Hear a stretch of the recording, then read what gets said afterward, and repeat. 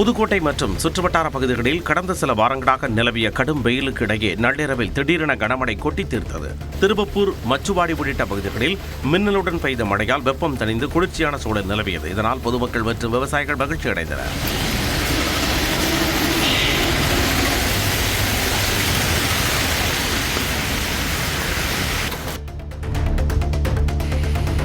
தருமபுரி மாவட்டத்தின் பெரும்பாலான பகுதிகளில் இரவு 2 மணி நேரம் இடி மின்னலுடன் கனமழை கொட்டி தீர்த்தது.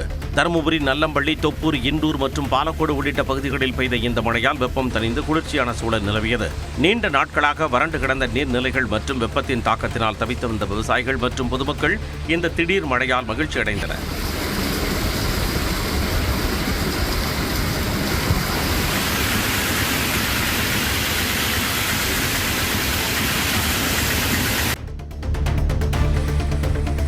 கிருஷ்ணகிரி மாவட்டத்தில் 1 மணி நேரத்திற்கு மேலாக கனமழை கொட்டி தீர்த்தது. கிருஷ்ணகிரி, பர்கூர், காவிரிப்பட்டினம், சூளகிரி, குருவரப்பள்ளி, குந்தாரப்பள்ளி, வேபரப்பள்ளி, மகாராஜா கடை உள்ளிட்ட பகுதிகளில் பெய்த மழையால் சாலைகளில் தண்ணீர் பெருக்கெடுத்து ஓடியது. இந்த திடீர் மழையால் வெப்பம் தணிந்து குளிர்ச்சியான சூழல் நிலவியதால் பொதுமக்கள் மகிழ்ச்சி அடைந்தனர்.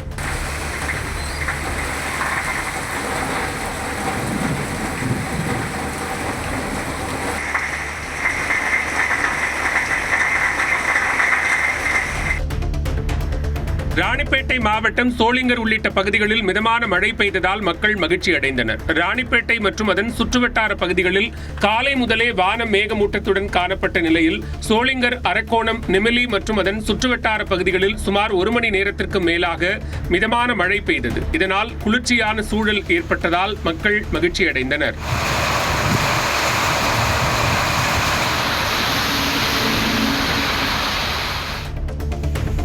கன்னியாகுமரி மாவட்டம் திருப்பரப்பு அருவியில் வெள்ளப்பெருக்கு ஏற்பட்டிருப்பதால் சுற்றுலா பயணிகள் குளிக்க தடை விதிக்கப்பட்டுள்ளது. கன்னியாகுமரி மாவட்டத்தில் கடந்த சில நாட்களாக தொடர்ந்து மழை பெய்து வருகிறது. கோதை ஆற்றில் நீர்வரத்து மேலும் அதிகரித்திருப்பதால் திருப்பரப்பு அருவியில் தண்ணீர் ஆர்ப்பரித்து வெள்ளப்பெருக்கு ஏற்பட்டுள்ளது. இதனால் சுற்றுலா பயணிகளின் பாதுகாப்பு கருதி அருவியில் குளிக்க திருப்பரப்பு பேரூராட்சி நிர்வாகம் தடை விதித்துள்ளது. தடுப்பு வேலிகளை அமைத்தும் காவல்துறை மற்றும் பேரூராட்சி ஊழியர்கள் கண்காணித்து வருகின்றனர்.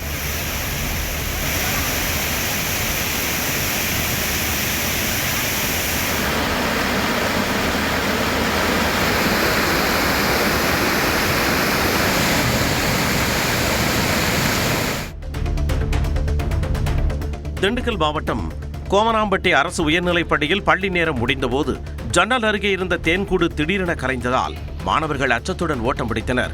இதில் 11 மாணவ மாணவிகள் மற்றும் ஆசிரியை உட்பட 12 பேர் தேனீக்களால் கொட்டப்பட்டு காயமடைந்தனர். பாதிக்கப்பட்ட அனைவரும் நத்தம் அரசு மருத்துவமனையில் அனுமதிக்கப்பட்டனர். படுகாயமடைந்த ஒரு மாணவி மட்டும் மேல் சிகிச்சைக்காக திண்டுக்கல் அரசு மருத்துவக் கல்லூரி மருத்துவமனைக்கு அனுப்பி வைக்கப்பட்டார்.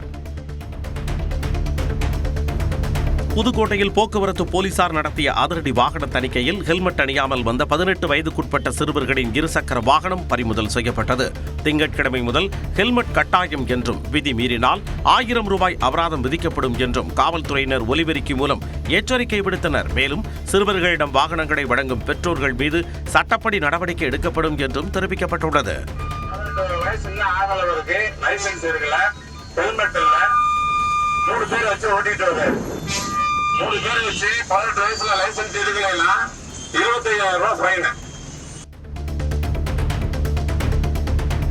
புதுக்கோட்டை மாவட்டம் ஆலங்குடி அருகே கல்லாலங்குடி ஊராட்சி சேசாயி சமுத்திர குளப்பகுதியில் 100 ஆண்டுகளாக வசித்து வரும் 200க்கும் மேற்பட்ட குடும்பங்கள் ஆக்கிரமிப்புகளை அகற்றக் கோரிய நீதிமன்ற உத்தரவை தொடர்ந்து வீடுகளை காலி செய்ய வேண்டிய சூழலுக்கு தள்ளப்பட்டுள்ளனர்.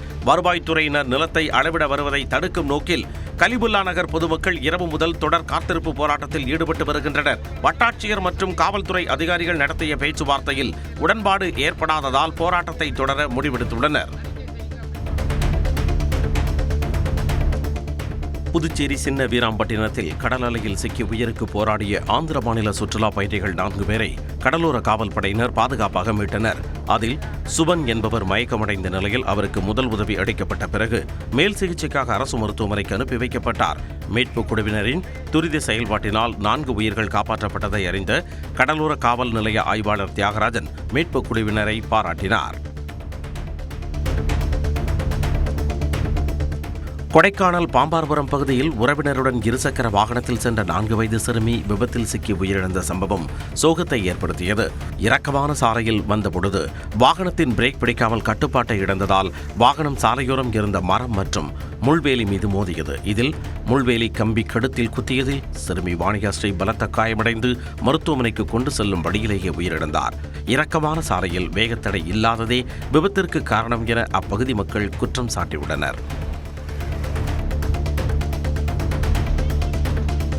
ஜம்மு காஷ்மீரில் பயங்கரவாதிகளுக்கு எதிரான தாக்குதலில் வீரத்துடன் செயல்பட்டு கீர்த்தி சக்ரா விருது பெற்ற தேனி மாவட்டத்தைச் சேர்ந்த ராணுவ வீரர் மீனாட்சி சுந்தரத்திற்கு சொந்த ஊரான காமையகவுண்டன்பட்டியில் கிராம மக்கள் உற்சாக வரவேற்பு அளித்தனர். 2024ஆம் ஆண்டில் 5 பயங்கரவாதிகளை தனி ஆளாக எதிர்கொண்டு வீழ்த்திய வீரதீர செயலுக்காக குடியரசுத் தலைவர் திரௌபதி முர்முவிடமிருந்து உயரிய கீர்த்தி சக்ரா விருதை பெற்றுள்ளார். சொந்த ஊர் திரும்பிய அவருக்கு கிராம மக்கள் மேள தாளங்கள் மற்றும் பட்டாசுகளுடன் உற்சாக வரவேற்பு அளித்தனர். ஒரு டெரரிஸ்ட் என்ன எய்ம் பண்ணி அடிச்சதுல இந்த தாடையும் வலது சோடல ரவுண்டு பட்டுருச்சு. நான் அந்த பாக்கி 4 வரையும் நியூட்ரலைஸ் பண்ணதுக்கு அப்புறம் தான் அந்த இடத்த விட்டு நான் 92 பேஸ் ஹாஸ்பிட்டலுக்கு எனக்கு எடுத்துட்டு போனாங்க. பரமக்குடி ராமநாதபுரம் 4 வழிச்சாலை திட்டத்தில் மஞ்சூர் கிராமத்தில் மேம்பாலம் அமைக்க எதிர்ப்பு தெரிவித்து கிராம மக்கள் கவன ஈர்ப்பு போராட்டத்தில் ஈடுபட்டனர். மேம்பாலம் அமைக்கப்பட்டால் பேருந்துகள் கிராமத்தில் நிற்காமல் செல்லும் என்றும் மாணவர்கள் மற்றும் பொதுமக்கள் பாதிக்கப்படுவார்கள் என்றும் கூறி 100க்கும் மேற்பட்டோர் தேசிய நெடுஞ்சாலைத்துறைக்கு எதிராக கோஷங்கள் எழுப்பினர். பொதுமக்களை நடுத்தருவில் நிறுத்தாது.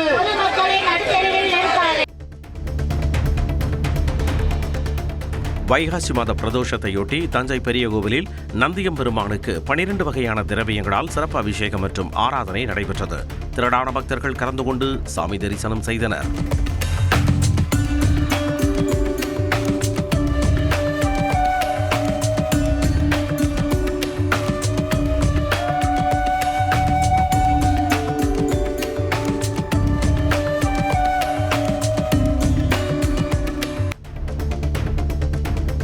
திருவண்ணாமலை கிரிவல பாதையில் உள்ள இலங்கை வாழ் தமிழர் குடியிருப்பு மக்களுடன் அமைச்சர் ஆதவ் அர்ஜுனா கலந்துரையாடி அவர்களின் கோரிக்கைகளை கேட்டறிந்தார். பின்னர் செய்தியாளர்களிடம் பேசிய அவர், கிரிவல பாதையில் பக்தர்களின் பாதுகாப்பை உறுதி செய்ய அனைத்து அம்சங்களுடன் புதிய திட்டம் உருவாக்கப்பட்டு வருவதாக தெரிவித்தார். அண்ணாமலை யார் கோயிலுக்குள்ள தரிசனம் முடிஞ்சு எப்படி திருப்பியும் அவங்களை எக்ஸிட் பண்ணணும், ஒரு புது பிளானை உருவாக்குறதுக்கு எல்லா விதமான டிபார்ட்மெண்ட்டையும் இன்னைக்கு கனெக்ட் பண்ணியிருக்கோம். சென்னை புவியியல் மற்றும் சுரங்கத்துறை ஆணையரகத்தின் இயற்கை வளங்கள் துறை அமைச்சர் பிரபு தலைமையில் துறையின் செயல்பாடுகள் மற்றும் மாவட்ட அளவிலான பணிகள் குறித்த ஆய்வுக் கூட்டம் நடைபெற்றது. இதில் குவாரி மற்றும் கிரஷர் பணிகளுக்கான உரிமம் வழங்கும் முறையை எளிமைப்படுத்துதல், அரசு வருவாயை அதிகரித்தல் மற்றும் சட்டவிரோத கனிம கடத்தலை தடுத்தல் குறித்து விரிவாக விவாதிக்கப்பட்டது. நேர்மையாக செயல்படும் உரிமைதாரர்களின் கோரிக்கைகளை உடனுக்குடன் நிறைவேற்றுமாறும் சட்டவிரோத செயல்களில் ஈடுபடுபவர்கள் மீது கடும் நடவடிக்கை எடுக்குமாறும் மாவட்ட அதிகாரிகளுக்கு அமைச்சர் அறிவுறுத்தினார். கோவை அரசு மருத்துவமனையின் கைதிகள் வார்டில் சிகிச்சை பெற்று வந்த ஆந்திராவைச் சேர்ந்த கைதி பிம்முடு அஜித்குமார் தப்பி ஓடிய சம்பவம் பரபரப்பை ஏற்படுத்தியுள்ளது. ஆன்லைனில் கார் விற்பதாக கூறி மோசடியில் ஈடுபட்டதாக அவர் மீது ஆந்திரா, தெலுங்கானாவில் 30க்கும் மேற்பட்ட மோசடி வழக்குகள் உள்ளன. இந்நிலையில் திருப்பூரில் நடந்த மோசடி வழக்கில் கைது செய்யப்பட்டு கோவை மத்திய சிறையில் அவர் அடைக்கப்பட்டிருந்தார். உடல்நலக்குறைவு காரணமாக மருத்துவமனைக்கு மாற்றப்பட்ட நிலையில் கைதிகள் வார்டில் இருந்து அவர் தப்பி ஓடியுள்ளார். இதுகுறித்து காவல்துறையினர் வழக்கு பதிவு செய்து தேடுதல் வேட்டையில் ஈடுபட்டுள்ளனர்.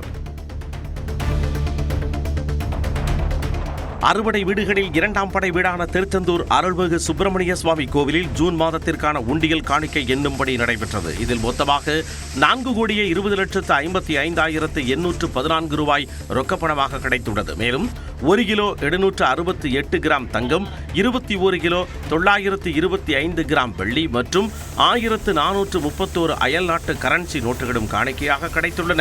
கோயில் பணியாளர்கள் மற்றும் உளவார பணிக்குழுவினர் இணைந்து இந்த பணிகளை மேற்கொண்டனர்.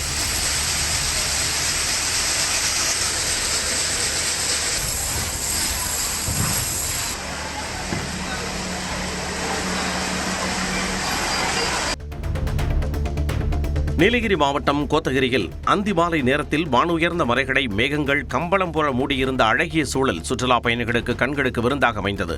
மழைக்கு பிறகு மலைச் சிகரங்களையும் பள்ளத்தாக்குகளையும் வெண்பஞ்சு போன்ற மேகங்கள் போர்த்தியிருந்த காட்சி காண்போரை மெய்சிலிர்க்க வைத்தது. தேயிலை தோட்டங்களின் பசுமைக்கு நடுவே தவழ்ந்து சென்ற இந்த இயற்கை காட்சியை ஏராளமான சுற்றுலா பயணிகள் கண்டு ரசித்தனர்.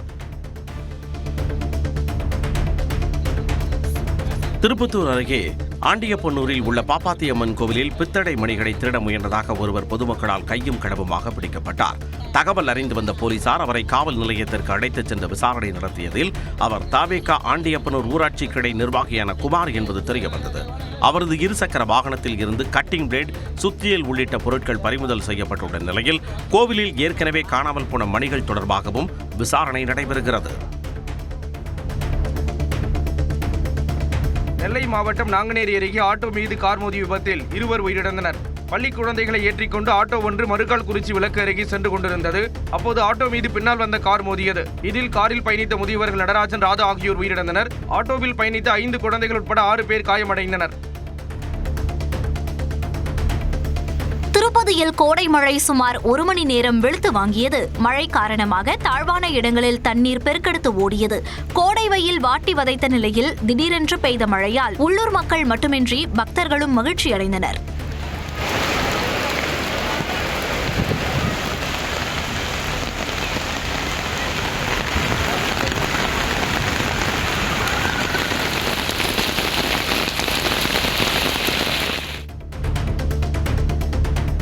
திண்டுக்கல் மாவட்டம் நத்தம் அருகே எம்ஜிஆர் நகர் பகுதியில் உள்ள சந்தனக்கருப்பு சுவாமி கோயிலில் உண்டியல் உடைக்கப்பட்டு பணம் திருடப்பட்டுள்ளது. வெள்ளிக்கிழமை காலை பூசாரி கோயிலை திறக்க வந்தபோது இரும்பு கதவுகளை உடைத்து உண்டியல் பணம் திருடப்பட்டிருந்தது தெரியவந்தது. மேலும் கோயிலுக்கு அருகில் உள்ள புளிய மரத்தின் அடியில் உடைக்கப்பட்ட உண்டியல், இரும்பு கம்பிகள், அரிவாள்கள் உள்ளிட்டவை கிடந்தன. இதேபோல் அருகில் உள்ள விநாயகர் கோயிலின் உண்டியலும் உடைக்கப்பட்டிருந்தது. தகவல் அறிந்து வந்த காவல்துறையினர் இந்த திருட்டு சம்பவங்கள் குறித்து விசாரித்து வருகின்றனர். கேரள தலைநகர் திருவனந்தபுரம் அருகே கோயில் உண்டியலை உடைத்து காணிக்கையை திருடிய நபர் கைது செய்யப்பட்டார். கடந்த செவ்வாயன்று நெய்யாற்றின் கரை அருகே உள்ள சாஸ்தா கோயிலின் பூட்டை உடைத்து உள்ளே சென்ற நபர் அங்கிருந்த உண்டியலில் இருந்த காணிக்கையை திருடி சென்றார். இது தொடர்பான சிசிடிவி காட்சிகளை கைப்பற்றி குற்றச்செயலில் ஈடுபட்ட நபரை தெரியவந்த நிலையில் பிரசாந்த் என்பவர் கைது செய்யப்பட்டார். புதுச்சேரியிலிருந்து கடலூர் வழியாக மதுபானம் கடத்திய 2 கைது செய்யப்பட்டனர். புதுச்சேரி கடலூர் எல்லையில் காவல்துறையினர் வாகன தணிக்கையில் ஈடுபட்டனர். அப்போது அந்த வழியாக சந்தேகத்திற்குரிய வகையில் வந்த காரை தடுத்து நிறுத்தி சோதனைக்கு உட்படுத்தியதில் 92 மது பாட்டில்கள் மறைத்து எடுத்து வரப்பட்டது தெரியவந்தது. இதனையடுத்து மது கடத்தலில் ஈடுபட்ட ஸ்ரீமுஷ்ணத்தைச் சேர்ந்த உத்தமராஜன், செல்வேஷ் ஆகிய 2 காவல்துறையினர் கைது செய்தனர். நாமக்கல் மாவட்டம் ராசிபுரம் அடுத்த வெண்ணந்தூர் அருகே உள்ள அக்கரைப்பட்டி முனீஸ்வரர் கோவிலில் உண்டியல் உடைக்கப்பட்டு பணம் திருடப்பட்டுள்ளது. கோயிலில் நள்ளிரவு நேரத்தில் புகுந்த அடையாளம் தெரியாத நபர்கள் உண்டியலை உடைக்க முயன்றதாகவும், முழுமையாக உடைக்க முடியாததால் கீழ்ப்பகுதியை சேதப்படுத்தி உள்ளே இருந்த பணத்தை திருடிச் சென்றதாகவும் கூறப்படுகிறது. இதுகுறித்து தகவல் அறிந்த காவல்துறையினர் சம்பவ இடத்தில் தீவிர விசாரணையில் ஈடுபட்டனர். ஈரோடு மாவட்டம் அந்தியூர் அருகே சாலையில் சென்றவர்களை அச்சுறுத்திய போதை ஆசாமியால் பரபரப்பு ஏற்பட்டது. தவிட்டுப்பாளையம் ஒன்றியம் அலுவலகம் அருகே அத்தானி சாலையில் போதை ஆசாமி ஒருவர் சாலையில் செல்பவர்கள் மீது கற்களை வீசியும் வாகனத்தை தடுத்து நிறுத்தியும் ரகளையில் ஈடுபட்டார். இதுகுறித்து அறிந்து அங்கு வந்த காவலர்கள் போதை ஆசாமியை பிடிக்க முயற்சித்தபோது காவலர்களை அவர் கீழே தள்ளிவிட ஆத்திரமடைந்த மக்கள் அவரை தாக்கினர். இதையடுத்து போதையில் இருந்த நபரை பாதுகாப்பாக மீட்ட காவலர்கள் அவரை பெற்றோரிடம் ஒப்படைத்தனர். கிருஷ்ணகிரி நகராட்சி அலுவலகத்தில் முன்னாள் முதலமைச்சர்கள் மு.க. ஸ்டாலின், எடப்பாடி பழனிசாமி ஆகியோரின் புகைப்படங்களை வைப்பது தொடர்பாக திமுக, அதிமுக கவுன்சிலர்களிடையே வாக்குவாதம் ஏற்பட்டது. கிருஷ்ணகிரி நகராட்சி கூட்டம் நடைபெற்றது. அப்போது கூட்ட அரங்கில் முன்னாள் முதலமைச்சர் மு.க. ஸ்டாலினின் புகைப்படத்தை திமுக கவுன்சிலர்கள் மாட்டினர். அதற்கு எதிர்ப்பு தெரிவித்த அதிமுக கவுன்சிலர்கள் சிறிது நேரத்தில் எடப்பாடி பழனிசாமியின் புகைப்படத்தையும் மாட்டினர்.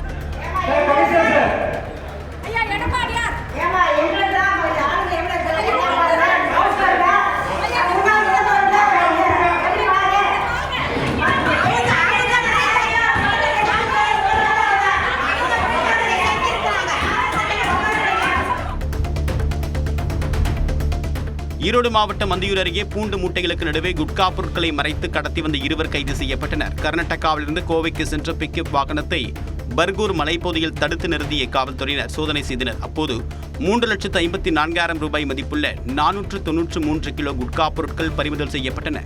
இதையடுத்து அவற்றை கடத்தி வந்த 2 பேரை கைது செய்து சிறையில் அடைத்தனர்.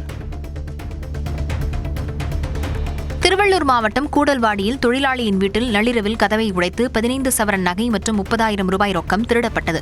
அரக்கோணம் திருவள்ளூர் மாநில நெடுஞ்சாலையை ஒட்டியுள்ள கூடல்வாடி கிராமத்தைச் சேர்ந்த சிவகுமாரும் மனைவி பவானியும் வீட்டில் உறங்கிக் கொண்டிருந்த போது பின்பக்க கதவை உடைத்து உள்ளே புகுந்த நபர்கள் பீரோவில் இருந்த பணம், நகையை திருடிச் சென்றனர். தகவலறிந்த காவல்துறையினர், கைரேகை நிபுணர்கள் மோப்பனாய் உதவியுடன் விசாரணை மேற்கொண்டு வருகின்றனர்.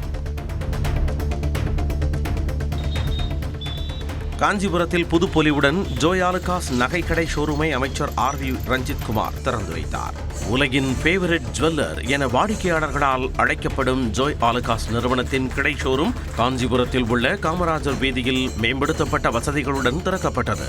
அமைச்சர் RV ரஞ்சித் குமார் மற்றும் காஞ்சிபுரம் திமுக மேயர் மகாலட்சுமி ஆகியோர் ரிப்பன் வெட்டி திறந்து வைத்தனர். திறப்பு விழாவை ஒட்டி தங்கம், வைரம், வெள்ளி என அனைத்து வகை நகைகளுக்கும் சேதாரம் மற்றும் செய்கூலி 40% தள்ளுபடி விலையில் விற்பனை செய்யப்படுகிறது. இந்த சலுகை வரும் 21ஆம் தேதி வரை இருக்கும் என தெரிவிக்கப்பட்டுள்ளது.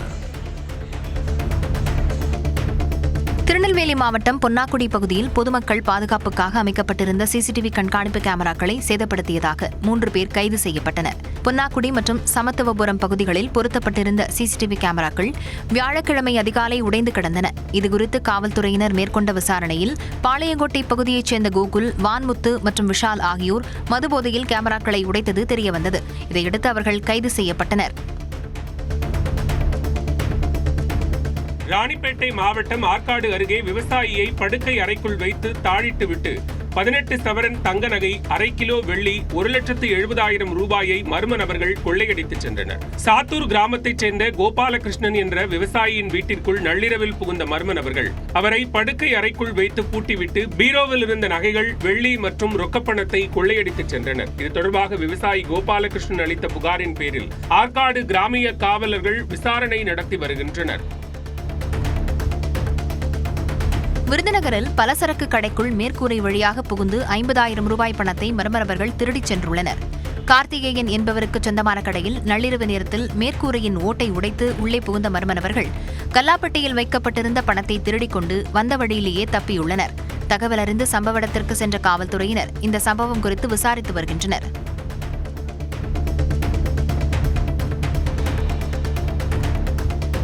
சென்னை மணலி அருகே 4 நாட்களுக்கு முன்பு காணாமல் போன 11 வயது பள்ளி மாணவரை கண்டுபிடித்து தராத காவல்துறையினரை கண்டித்து உறவினர்கள் சாலை மறியலில் ஈடுபட்டனர். சின்னமாத்தூர் பகுதியைச் சேர்ந்த ஐசக் ஜேக்கப் வீடு திரும்பாதது குறித்து பெற்றோர் புகார் அளித்தனர். ஆனால் அவர் கஞ்சா விற்பதாக காவலர்கள் பொய் சொல்வதாக குற்றச்சாட்டு எழுந்துள்ளது. இதனால் ஆத்திரமடைந்து போராட்டத்தில் ஈடுபட்ட பெற்றோர் மற்றும் உறவினர்கள் மாணவரை விரைந்து கண்டுபிடிக்க வேண்டும் என வலியுறுத்தினர். நாமக்கல் மாவட்டம் கருமனூர் காவத்தலையம்மன் கோயிலில் திருவிழா நடத்த அனுமதி வழங்க கோரியும் அறங்காவலர் மீது நடவடிக்கை எடுக்க கோரியும் மக்கள் போராட்டத்தில் ஈடுபட்டனர்.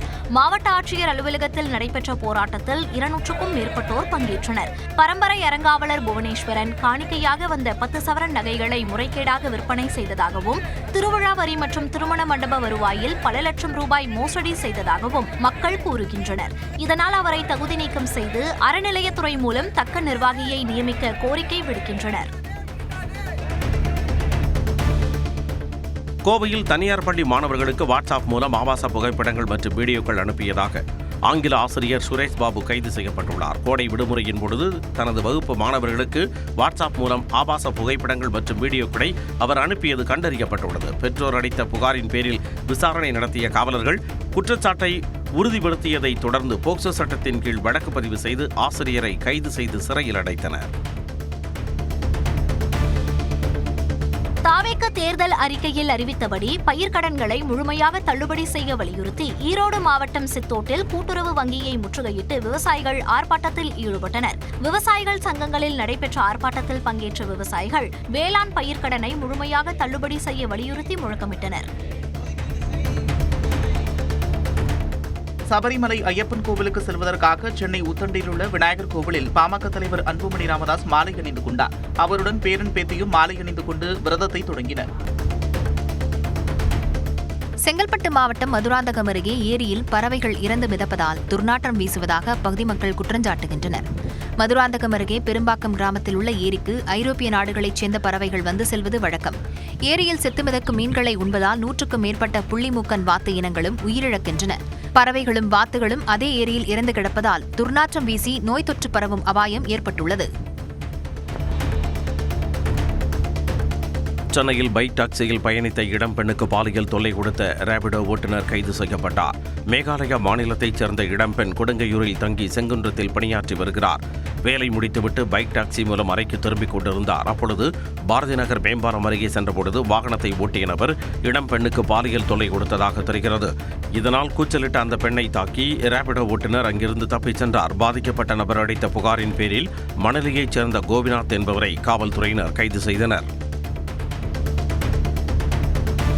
தூத்துக்குடி அருகே சிவந்தாக்குளம் குடியிருப்பு பகுதியில் அமைந்துள்ள டாஸ்மாக் கடையை மூட வலியுறுத்தி அப்பகுதியினர் ஆர்ப்பாட்டத்தில் ஈடுபட்டனர். இவர்களுக்கு ஆதரவாக இந்து மக்கள் கட்சியினரும் பங்கேற்று கடையை அகற்றக் கோரி முழக்கங்கள் எழுப்பினர். மது அருந்துபவர்களால் பெண்கள் மாணவிகளுக்கு பல்வேறு அச்சுறுத்தல்கள் ஏற்படுவதாக அவர்கள் குற்றஞ்சாட்டினர். விழுப்புரம் மாவட்டம் திண்டிவனத்தில் மதுபான கடையை மூட வலியுறுத்தி ஜனநாயக வாலிபர் சங்கம் சார்பில் கையெழுத்து இயக்கம் நடைபெற்றது. செஞ்சி சாலையில் பொதுமக்களுக்கு இடையூறாக உள்ள அரசு மதுபான கடையை மூடக்கோரி இந்திய ஜனநாயக வாலிபர் சங்கத்தினர் கண்டன ஆர்ப்பாட்டத்தில் ஈடுபட்டனர். அதனைத் தொடர்ந்து நடைபெற்ற கையெழுத்து இயக்கத்தில் ஏராளமானவர்கள் கையெழுத்திட்டனர். செங்கல்பட்டு மாவட்டம் கொத்திமங்கலத்தில் டேட்டிங் ஆப் மூலம் தனியார் நிறுவன ஊழியரிடம் பணம் பறிப்பில் ஈடுபட்ட 4 பேரை காவல்துறையினர் கைது செய்தனர். தனியார் நிறுவனத்தில் பணிபுரியும் ஊழியர் டேட்டிங் ஆப் மூலம் பழக்கமான கண்ணியப்பன் என்பவரின் அழைப்பின் பேரில் கொத்திமங்கலம் சென்றுள்ளார். அங்கு இருவரும் தவறான செயலில் ஈடுபட்டதாக தெரிகிறது. இதனை மறைமுகமாக கண்ணியப்பனின் நண்பர்கள் வீடியோ எடுத்து அந்த நபரை மிரட்டி 11,500 ரூபாயை பறித்தனர். பாதிக்கப்பட்டவர் அளித்த புகாரின் பேரில் கண்ணியப்பன், மணிகண்டன், பிரசாந்த், பாஸ்கர் ஆகியோரை காவல்துறையினர் கைது செய்தனர். திருவண்ணாமலை மாவட்டம் போலூரில் காலி பாட்டிலுக்கு 10 ரூபாய் தரவில்லை என கூறி மது பாட்டிலால் டாஸ்மாக் ஊழியரின் தலையில் தாக்கப்பட்ட சம்பவம் அதிர்ச்சியை ஏற்படுத்தியுள்ளது. கஞ்சா போதையில் மதுபான கடைக்கு வந்த நபர் காலி பாட்டிலை கொடுத்து 10 ரூபாய் கேட்டதாக தெரிகிறது. அதற்கு விற்பனையாளர் ஏழுமலை இது தங்களிடம் வாங்கிய மது பாட்டில் இல்லை என கூறியதாக தெரிகிறது. இதனால் ஆத்திரமடைந்த அந்த நபர் கையில் இருந்த காலி பாட்டிலால் ஊழியரின் மண்டையை உடைத்துள்ளார். இந்த சம்பவம் காரணமாக அப்பகுதியில் செயல்படும் 3 டாஸ்மாக் கடைகள் மாலை 6 மணிக்கு மூடப்பட்டன. தூத்துக்குடி மாவட்டம் எட்டயபுரம் அருகே இலங்கை தமிழர் மறுவாழ்வு முகாமில் உள்ள மக்களை காலி செய்ய வற்புறுத்தியதை கண்டித்து அதிமுக மற்றும் பாஜகவினர் ஆர்ப்பாட்டம் நடத்தினர். தாப்பாத்தியில் உள்ள இலங்கை தமிழர் மறுவாழ்வு முகாமில் அரசு சார்பில் புதிதாக 300 வீடுகள் கட்டப்பட உள்ளன. இதற்காக அங்குள்ள மக்களை திடீரென வீடுகளை காலி செய்யும்படி அதிகாரிகள் வற்புறுத்தியுள்ளனர். இதனை கண்டித்தும் மறுவாழ்வு முகாமில் வசிப்பவர்களுக்கு மாற்று ஏற்பாடு செய்து தர வலியுறுத்தியும் அதிமுக மற்றும் பாஜகவினர் ஆர்ப்பாட்டத்தில் ஈடுபட்டனர். தென்காசி மாவட்டம் சங்கரன் கோவிலில் பிரசித்தி பெற்ற திரௌபதி அம்மன் கோவிலில் பூக்குழி திருவிழா கோலாகலமாக நடைபெற்றது. இதில் விரதம் இருந்த 200க்கும் மேற்பட்ட பக்தர்கள் கை குழந்தையுடன் பூக்குழி இறங்கி நேர்த்திக்கடனை செலுத்தினர்.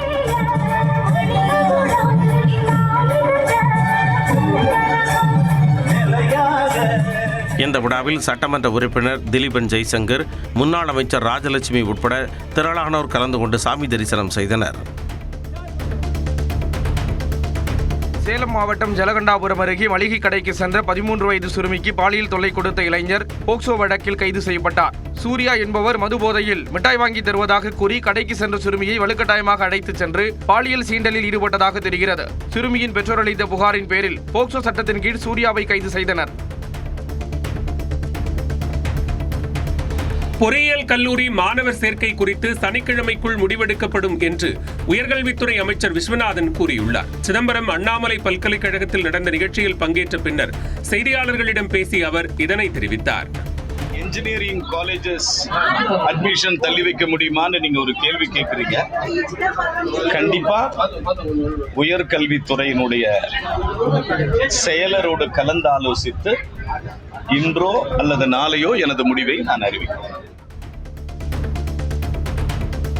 திருவள்ளூர் மாவட்டம் பொன்னேரி அருகே விவசாயியின் வீட்டின் பூட்டை உடைத்து 4 லட்சம் ரூபாய் மதிப்பிலான நகை மற்றும் 15,000 ரொக்கப்பணத்தை மர்ம நபர்கள் திருடிச் சென்றனர். ஆசானப்பூதூர் பகுதியில் காமராஜ் என்ற விவசாயியின் வீட்டின் பூட்டை உடைத்து உள்ளே சென்ற திருடர்கள் பீரோவை உடைத்து 4 சவரன் நகை, 15,000 ரொக்கம் மற்றும் வெள்ளிப் பொருட்களை திருடிச் சென்றனர். இச்சம்பவம் குறித்து புகார் அளிக்கப்பட்ட நிலையில் பொன்னேரி காவல் நிலைய காவலர்கள் விசாரணை நடத்தி வருகின்றனர்.